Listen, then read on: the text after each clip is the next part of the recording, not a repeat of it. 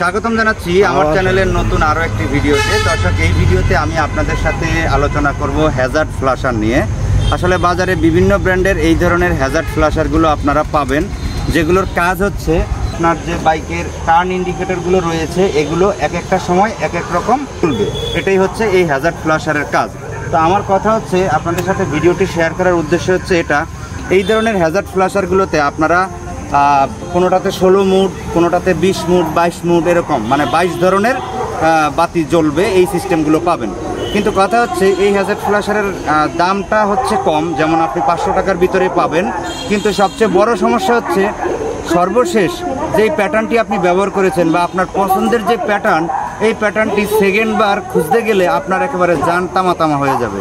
মানে ধরেন হঠাৎ জরুরি মুহূর্তে আপনার 4টা ইন্ডিকেটরই জ্বালানো লাগবে, কিন্তু আপনি সেই সময় ওইটা খুঁজতে দেখবেন আপনার আসলে এক জায়গায় দাঁড়িয়ে তারপরে খুঁজে তারপরে জ্বালিয়ে তারপরে আপনাকে যেতে হবে।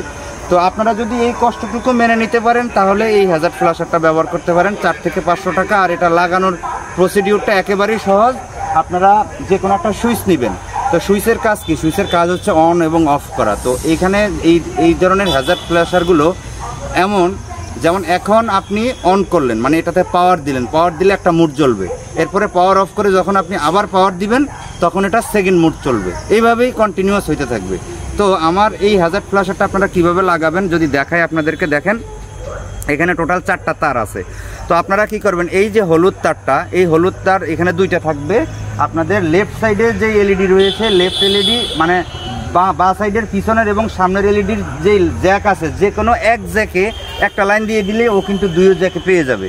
এবং ডান সাইডে আপনারা আরেকটা মানে জ্যাক যেটা রয়েছে হলুদ তার, ওই আপনি সামনের সেকশন থেকেও এই জয়েন্টটা করতে পারবেন এবং পিছনের সেকশন থেকেও জয়েন্টটা দিতে পারবেন। সোজা কথা, এটা লেফট এটা রাইট, বা এটা রাইট এটা লেফট, একটা দিলেই হবে। আর এখানে যে পাওয়ার রয়েছে, পাওয়ারটা কি করবেন, এইটা গাড়ির বডির সাথে দিয়ে দিবেন, বডির যে কোনো নাটের সাথে দিয়ে দিবেন। বডি মানে হচ্ছে মাইনাস। আর একটা সুইচ নেবেন আপনারা, আপনাদের পছন্দসই যে কোনো একটা অন অফ সুইচ নেবেন। সুইচ নিয়ে সুইচের মনে করেন এই 2টা হচ্ছে সুইচের আপনার ইয়ের তার, মানে সুইচের তার। তো আপনারা কি করবেন, এইটার যে পজিটিভটা আছে এই পজিটিভটার সাথে এই মনে করেন সুইচের একটা তার আপনারা জয়েন করে দিয়ে দিলেন, আর মানে এই পজিটিভের সাথে। তো এখানে সুইচ হয়ে কিন্তু এটাও কিন্তু পজিটিভ হয়ে যাবে এবং এটা আপনারা সরাসরি ব্যাটারি কানেকশনের সাথে দিয়ে দিবেন।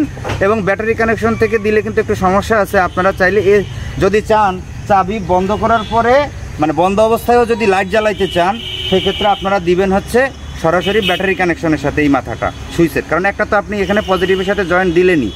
আর যেটা হচ্ছে এক্সট্রা মাথা রইলো এটাও কিন্তু পজিটিভ, এই পজিটিভটা দিবেন হচ্ছে এসিসি লাইনের সাথে। যদি এসিসি লাইনের সাথে দেন তার মানে চাবি অন করার পরে কিন্তু টোটাল ডিভাইসটা কাজ করবে।